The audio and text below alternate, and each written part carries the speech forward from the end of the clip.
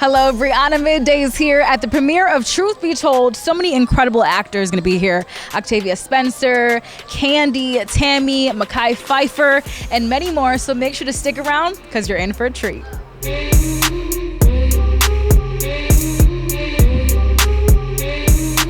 Hello, Aaron and Paul. My name is Brianna Middays at Power 106. Pleasure. Beautiful. Thank you. I love this blue on you. Oh, thank you. It's very amazing. Very amazing. Now, talk to me. Favorite moment on set? I really want to know. Oh my God. You got to work with some pretty amazing people, including yourself. You're so sweet. It all was so great, but Octavia Spencer, the number one on the call sheet, executive producer, the boss. She just radiates just positivity, love, just purity, just all of the good things that you hope in a person in life. And so just to be showered in her presence is truly a gift. And then also working with this pan over. Working with her is just unbelievable. Elizabeth Perkins here is just sorry. We're talking about you. We're talking about you. I've been such a huge fan of hers for so long, and to be her son is it's insane. And so our scenes were just so big and so powerful, and a lot of emotions. So it's great. Any fun, memorable moments that you had on set that you could talk to me about? Oh my God. There's so many. In this industry, it's very common to have $5 Friday. Do you know what that is? So $5 Friday is an excuse to allow the entire crew to gamble. That's just, it's a given thing. 99% of jobs I'm on, we play $5 Friday, where crew goes in, puts $5 in, they get a ticket, and they draw the name at the end of the day, and that's it. You win the bucket. But Octavia Spencer started the Mega Bucket, which I have now taken to. I took it to El Camino. The Mega Bucket was $23,000 on El Camino. No joke, $23,000. Don't tell the government because they probably are going to want to tax that shit.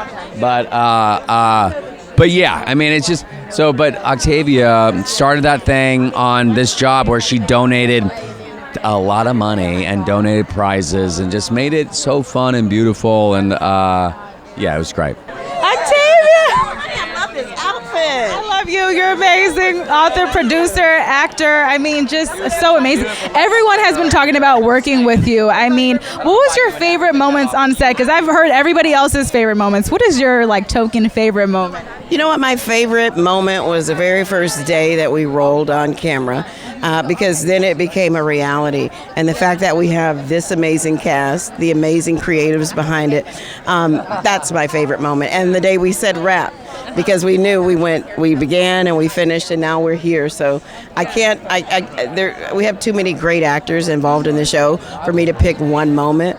So I'm going to pick the moment that means the most to me as a producer and an actress, and that's the beginning of the series. I heard that you were doing a fitness challenge. Can you talk to me about that in between takes? Well, it wasn't a challenge. It was, when you think about how much time we spend on set, it was about basically trying to keep things moving and to keep it loose and tight. Exactly. I don't know how well we did, but I have to tell you, I missed that with that crew. I love it. Now, talk to me about just preparing for this role. Did you listen to any particular podcasts? How did you prepare for that? Well, the research is still the same. And I read a lot of true crime. I watch a lot of true crime, and I definitely listen to quite a few podcasts. But there's nothing like actually doing it and being there and having Sarah Koenig from Serial, as a person that you could go to and consult with. That was amazing. I felt very fortunate. Instagram is blocking likes. I wanted to ask your opinion on that. Are you here for that as far as them blocking it? I didn't get the likes anyway. I got to tell you, with so many kids, we didn't grow up with social media, and with so many kids who have their identity tied into the number of followers and number of likes, I think it's good. I think if you just want to be out there and in touch with people, it shouldn't matter if you have 1 like, 5 likes, 1,000,000 likes, but there are people who have their identity tied to that, so I think it might be hard for some. Well, thank you, Octavia, for your time. Thank you. You look beautiful. Now, how was it preparing for this role? Talk to me. It was a lot of fun. I mean, we put in some serious work, working with an elite group of actors who really came to put in that serious work, and we had great material to work with. So, and I've worked with a lot of them before. So it was like a big happy family of us putting it down. Who's your favorite to work with? Oh, man. Well, I love Octavia, obviously. This is our 3rd project together. Michael Beach, this is our 4th project together. Aaron Paul's a friend of mine, so we worked on ER together. They were all great. I love Lizzie Kaplan, too. Now, what do you do? This is our 2nd project together. Yeah. Now, what do you do in between takes? I'm sure you're bored. Do you guys play games? Do you listen to music? Well, actually, on this particular set, we actually, between takes, would work out. We would do, all of us, the whole, Octavia, everybody, the crew, we would do planks and push-ups and sit-ups and squats. Who was doing the most amount of squats, though? Who's getting those legs right? It's hard to say. I mean, everybody, because we all did it as a group, and nobody ever missed a session. Okay, I like it. I like that. Well, thank you so much. It was a pleasure meeting you. Pleasure's all mine. So I'm here with Tammy. So talk to me about Bonnet Chronicles. Like, what inspired that? Bonnet Chronicles came up with me being on vacation one day and seeing something on the blogs maybe about 2 years ago where the ladies on the show that I used to be a part of were talking mess. And I was on vacation on my balcony having a drink and a smoke. And I say, well, let me, I got some words to say to you. And so I did a video, I put it up, it went viral. And then I sat back and I said, well, if y'all like what I had to say about that, I got a couple things on my mind. And so Bonnet Chronicles was born. And I love that the people are so receptive to it and appreciative of my brand of humor. And I've been able to, just say some things. I call her the soulfully ratchet voice of the people. She says things that people think but don't say. And we've evolved into like our power minutes with empowerment and uplifting people and just keep trying to elevate what Bonnet Chronicles is. I love that. Now, how do you feel about with Instagram? They're going to be blocking likes very soon. What are your thoughts on that? Because I feel like, especially in LA, a lot of influencers, they get money from Instagram, specifically from likes. So what are your thoughts on that? I think that it's great. And I know that people, are going to have a lot to say about what I have to say.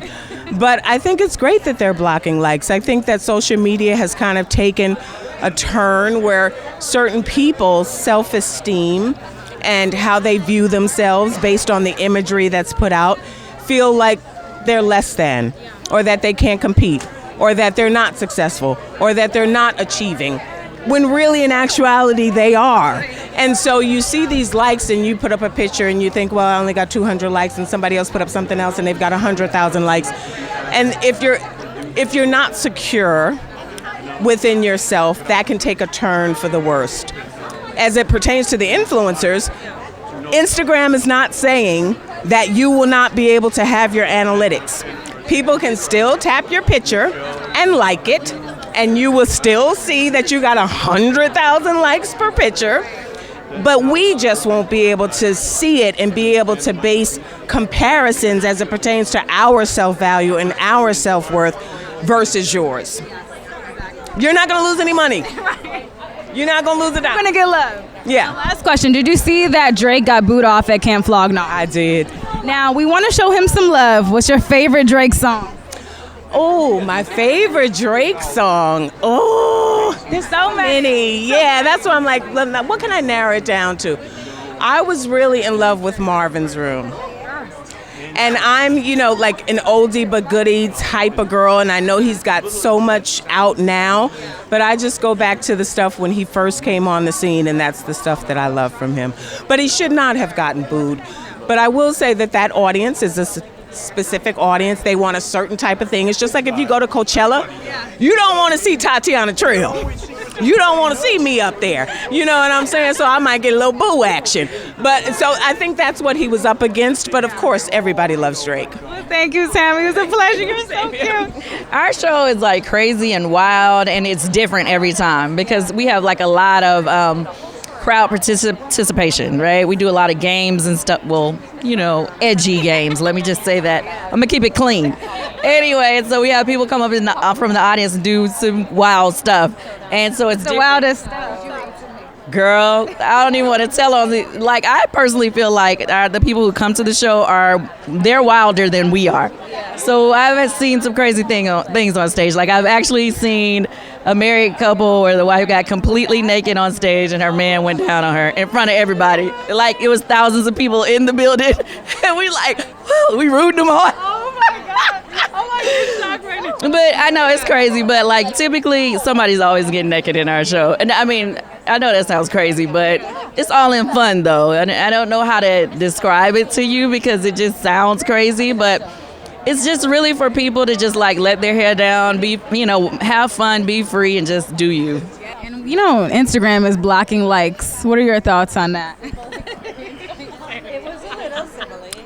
Okay, I know some people feel like, oh, it's good, it hurts people's self-esteem, but honestly, I feel like it's a money thing. I feel like they really are like, okay, social media has allowed so many people to be able to start their own businesses. It's allowed so many, small businesses to be able to promote themselves and market themselves. And as far as like, how when people talk about social media stars or whatever, well, those people are able to make money off of social media. Like, it's really, I feel like I know it sounds crazy, but that's the way that they sell their business to different companies to be able to pay them for posts. And, people making money. And so now you're trying to take their money away. And I don't think that's cool. I feel like especially for young people who really taking their careers seriously, they really see like, oh, okay, I make money at this. They taking something seriously. Like people who really didn't really know what they were going to do with their lives have been able to somehow make a career out of social media. I know that sounds crazy, but when it's important, and it's like, I don't feel like that should be taken away from them, Yeah, sure. Now, did you see that Drake got booed off the stage at Camp Flog now this past weekend? I just saw something on social media about that, and I was like, why y'all want to boo him?